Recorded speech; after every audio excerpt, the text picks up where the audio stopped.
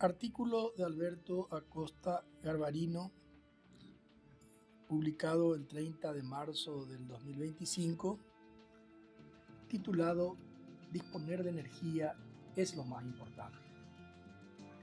La semana pasada, el embajador brasileño en el Paraguay, José Antonio Marcondes de Carvalho, dijo a los medios de prensa que esperaba que la revisión del nuevo anexo C de Itaipú esté concluida para el 30 de mayo del corriente año. Falta muy poco para esa fecha y hasta ahora el gobierno de Peña ha manejado con muchísimo hermetismo no solo la marcha de dichas negociaciones, sino incluso las reivindicaciones que nuestro país está defendiendo. Sabiendo que el anexo C es el que define los costos y la tarifa de la hidroeléctrica y conociendo la historia de Itaipú, podemos inferir que la gran discusión siempre girará en torno a la renta que el Paraguay desea obtener versus la reducción de costos que desean los brasileños. Una negociación de este tipo es previsible debido a la enorme asimetría entre ambos países. En el año 1973, cuando se firmó el tratado, el Brasil tenía un PIB 80 veces mayor que el del Paraguay. Crecía a tasa del 10% anual y necesitaba cada vez más energía. En la misma época, el Paraguay tenía una de las economías más pequeñas y pobres de América Latina. Su consumo de energía era mínimo y sus necesidades energéticas eran cubiertas por la pequeña hidroeléctrica de Acaraj. El gobierno de Stroessner obtuvo renta al incluir el cobro de royalties y de compensaciones del mismo tratado. El gobierno de Nicanor obtuvo el acuerdo operativo que nos permitió comprar parte de la energía a menor precio.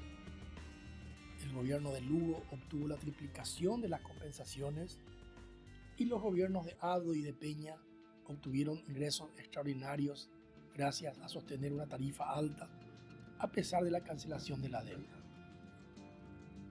La realidad paraguaya de hoy es muy diferente. Si bien somos mucho más pequeños que el Brasil, nuestra economía creció 40 veces y consecuentemente nuestro consumo de energía ha aumentado exponencialmente.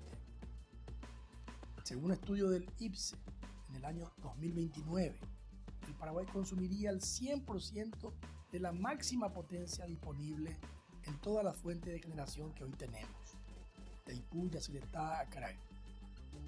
El año 2029 es prácticamente mañana, cuando nuestro país dejará de disfrutar de una bonanza energética y pasará a un invierno energético que obligará a la ANDE a realizar cortes periódicos con un terrible impacto para las empresas y para las personas.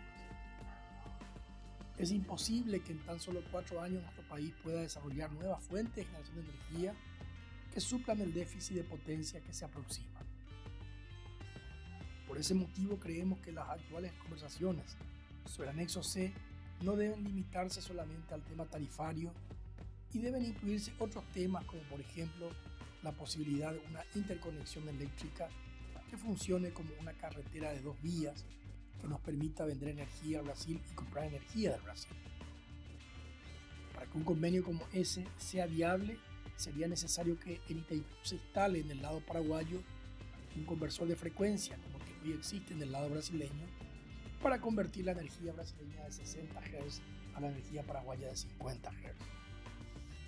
Un acuerdo diplomático como este debe darse fuera del marco de la negociación del anexo C, aunque la instalación del conversor de frecuencia puede darse directamente en el ámbito administrativo de Itaipú.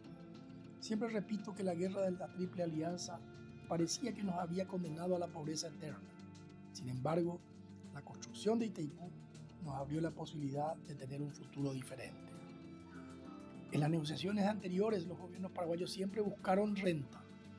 Esperamos que el gobierno de Peña también busque asegurarnos la provisión de energía, que es la base indispensable para el desarrollo. Y el desarrollo es el nuevo nombre de la paz, como decía el Papa Pablo VI.